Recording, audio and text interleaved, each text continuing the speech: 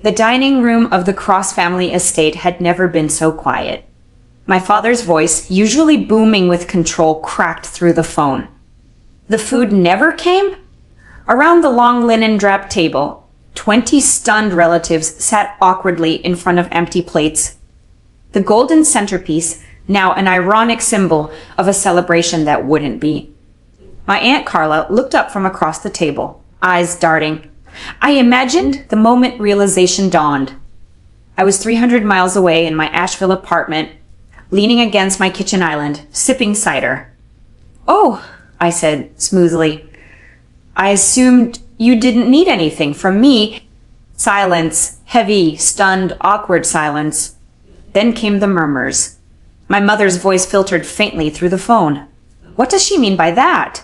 Confusion mixed with panic. The same family that didn't want me at the table had no problem accepting the catering bill I'd paid weeks earlier. I'm Melanie Cross. I'm 38, the eldest daughter turned family errand runner, therapist, and bank. Thanksgiving had always been sacred in our family. Not for the warmth, but for the performance. A glossy veneer of togetherness layered over years of favoritism and unspoken grievances. Growing up in Raleigh, I wasn't a child. I was staff. My younger siblings were adored. I managed carpool, bandaged knees, and made sure homework got turned in. When I left for college, I thought I'd finally earned a seat as an equal. I hadn't. The betrayal came a week before Thanksgiving 2024. My aunt shared a "can't wait to see everyone" message in the family group chat. I replied with a quick, "Same here, looking forward to it." A silence. Hours later, my cousin texted me privately. "Wait, are you actually coming? Your parents told everyone you weren't invited this year." My heart sank. I called my mother, confused. She danced around it, then finally said, "We're keeping it small, just immediate family." "I am immediate family," I replied, my voice tight with disbelief. He sighed. "We just thought it would be easier this way, less tension." There hadn't been any tension, unless you count me finally saying no when asked to pay for my brother's car repair, or when I didn't step in to clean up after my sister's wedding debt. I checked. Everyone else had been invited, my siblings, their spouses, even distant cousins, and yet, me? Left out. Well, I may have been excluded from the table, but they still tasted the cost of forgetting who funded the feast. Only later, after the shock wore off, did it hit me Dad had asked me to chip in for the meal. But I hadn't just chipped in. I had paid for everything. The turkey, the sides, the desserts. I'd even placed the orders myself at Maple and Pine, the boutique butcher my mother adored, and Sweet Laurel Bakery, where she swore the pumpkin cheesecake rivaled anything on the Food Network. All of it was ordered under my name. They hadn't just forgotten me, they'd used me. I made 2 phone calls. The first to the butcher, who processed a refund in minutes. The second to the bakery, who hesitated, but ultimately relented when I forwarded the receipt. Then I waited. I knew exactly how this would unravel. Thanksgiving Day, 12:17 p.m. My phone buzzed with Dad's name. I let it ring 4 times before picking up. "The food never came," he said, his voice a strange mix of panic and confusion. I could hear the chaos behind him, murmurs, sharp whispers, my mother's sharp voice rising like steam. I tilted my head, injected just the right amount of feigned concern. "Oh, maybe check with whoever placed the order?" "You placed the order," he snapped. "Yeah? Did I?" I let the silence hang, letting it stretch just long enough to sting. "Well, I didn't think you needed anything from me." He didn't respond. An hour later, a text from my cousin painted the picture perfectly. No turkey, no desserts. Every store in Asheville and the surrounding towns closed or picked clean. My sister had brought a new boyfriend she wanted to impress. She ended up crying in the guest bedroom. My mother locked herself in the bathroom. My father sat mute while my Uncle Ron asked loudly, "Wait, wasn't Melanie bringing the turkey?" The room had gone quiet. Then the whispering started. 3 days later, a group text from Mom. We really missed you at Thanksgiving. Hope we can put this behind us. Not an apology, a rug. Something to sweep it all under. I said nothing. Aunt Carla called a day later. A lot of us confronted your parents, she said quietly. They needed to hear it. But Mom didn't like consequences. And sure enough, by the end of the week, a new version of the story started circulating. I was unstable, dramatic, deliberately sabotaged Thanksgiving. Dad called twice before I finally answered. I don't know what you were trying to prove, he said, tight with restrained fury, but you embarrassed your mother. I laughed, loud and sharp. Funny, I thought she didn't even want me there. His sigh was theatrical. We made a mistake, okay? But what you did was low. Lower than uninviting your own daughter after she paid for the meal? My voice rose. You should have said something. If being dramatic, he said, as if that would make me fold. It wasn't even that big of a deal. My pulse thundered in my ears. It was to me. Not a big deal? I snapped. Then why are you calling me about it, Dad? I hung up, my hands trembling so badly I nearly dropped the phone. My whole body was buzzing with a mix of rage and grief. That night, my cousin Riley texted. You officially started a war.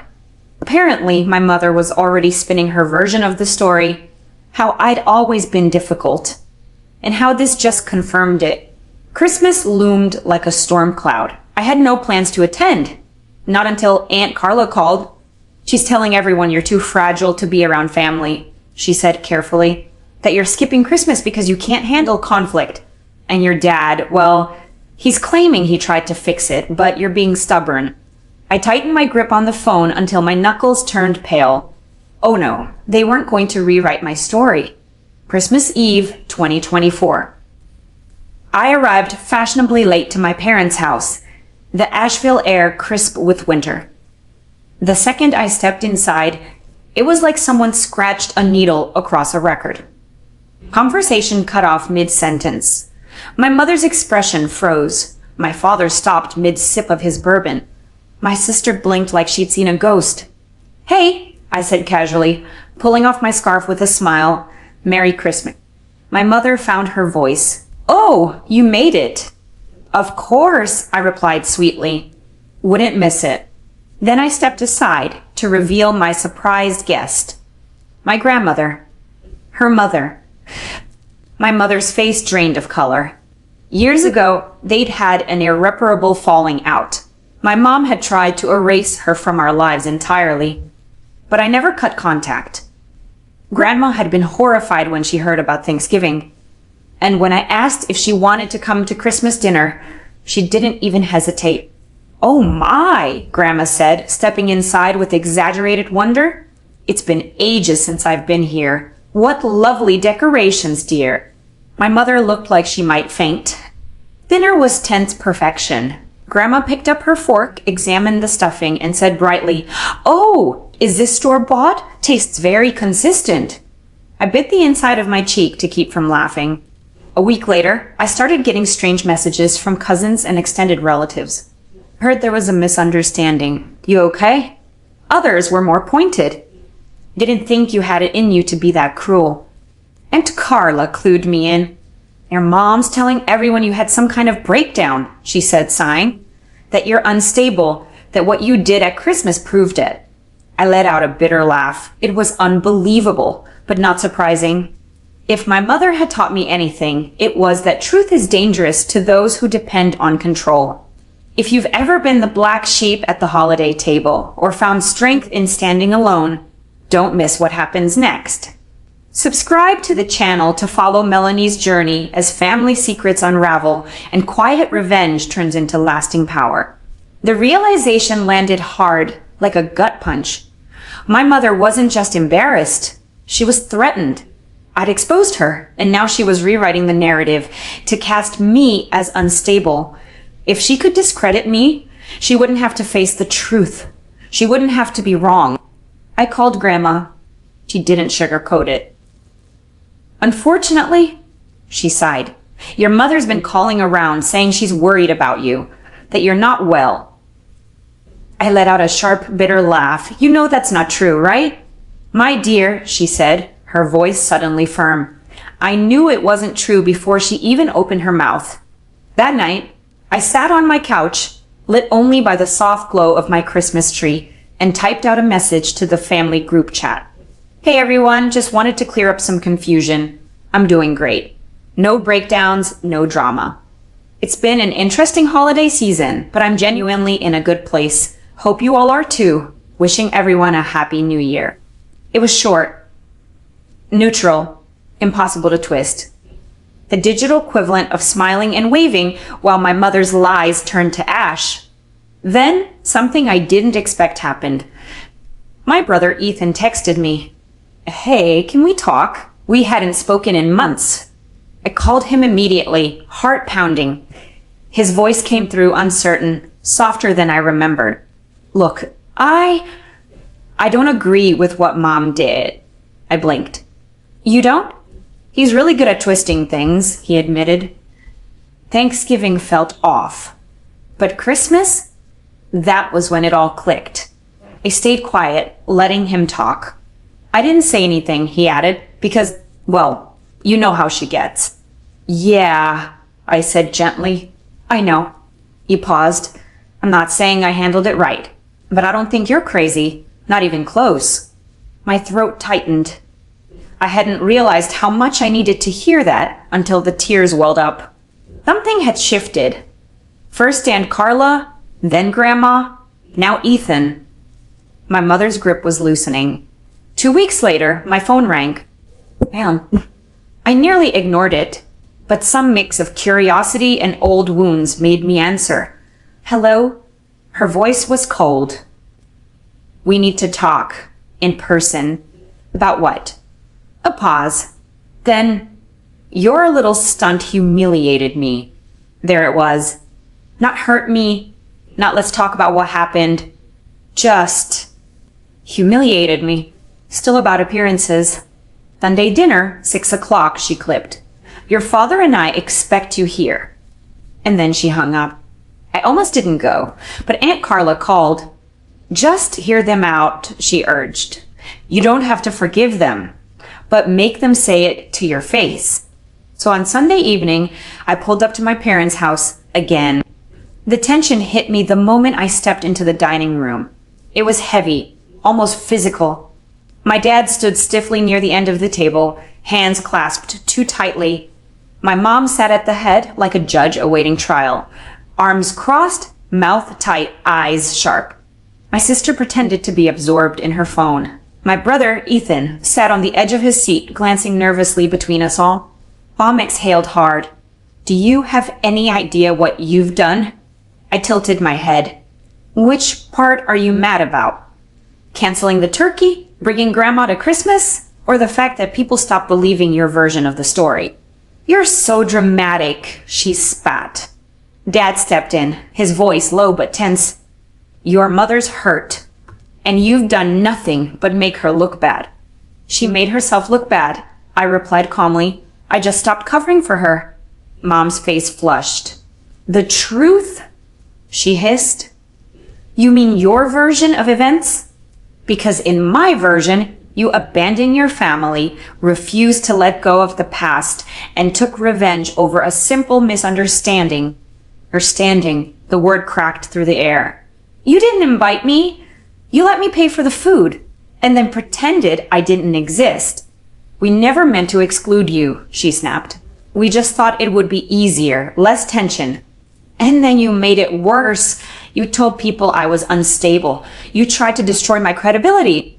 You embarrassed me, she shot back, in front of everyone. And then Ethan spoke. Mom, he said quietly, but with surprising firmness, you did exclude her. You told everyone she wasn't coming. You let her pay for everything. That was wrong. She turned toward him, eyes flashing. Oh, don't you start to. But Ethan didn't back down. No, you crossed the line. You always do when you feel cornered. Dad shifted uncomfortably. We should handled it differently. Mom narrowed her eyes.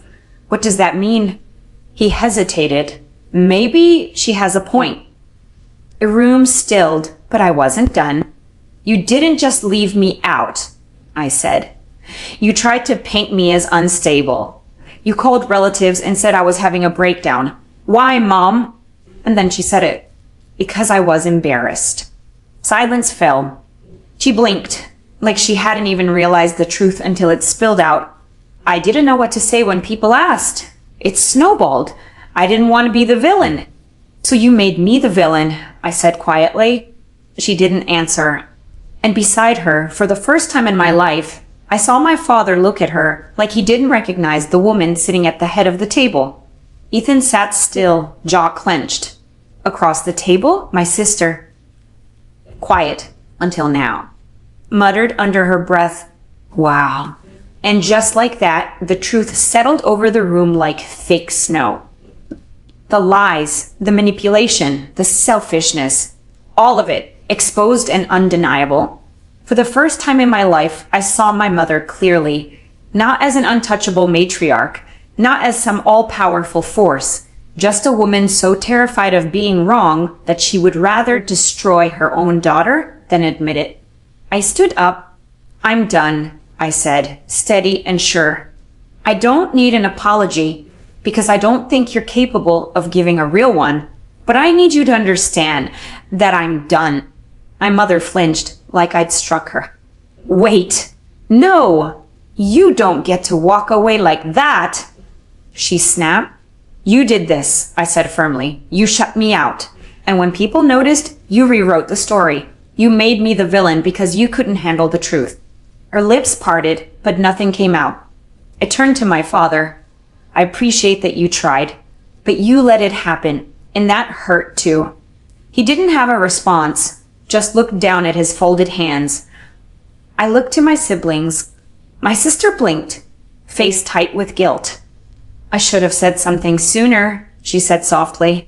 Ethan gave a quiet nod. Me too. It didn't fix anything, but it mattered. In the weeks that followed, I created distance. Mom sent shallow texts. "Can we move past this?" I left them unread. Aunt Carla checked in regularly, her support constant. Grandma sent a handwritten letter full of warmth, telling me how proud she was that I stood up for myself. But the real surprise came from Ethan.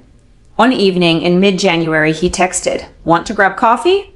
We met at a quiet cafe in West Asheville. We ended up talking for nearly 3 hours. "I think I spent so long trying to keep the peace," he said. "I didn't realize how much damage she was doing." "Yeah," I replied, my voice low. "I get it." And in that moment, I realized I wasn't alone. Not anymore. If you've ever been the scapegoat in your own family, the one who sees the dysfunction while everyone else clings to the illusion, then you know this feeling, the hollow ache, the constant questioning, the heartbreak of being told you're the problem just for setting boundaries. You've heard it. That never happened. You're too sensitive. Stop making everything about you. Standing up to that dynamic isn't easy. It's terrifying. But sometimes the most powerful thing you can do isn't forgive. It's refuse to play your assigned role.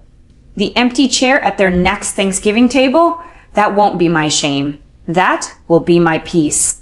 And if you're still nodding along, maybe it's time you ask yourself, which tables in your life are nourishing you, and which ones are just keeping you starved for love you'll never be given. If you've ever been silenced, sidelined, or labeled for standing your ground, drop a comment.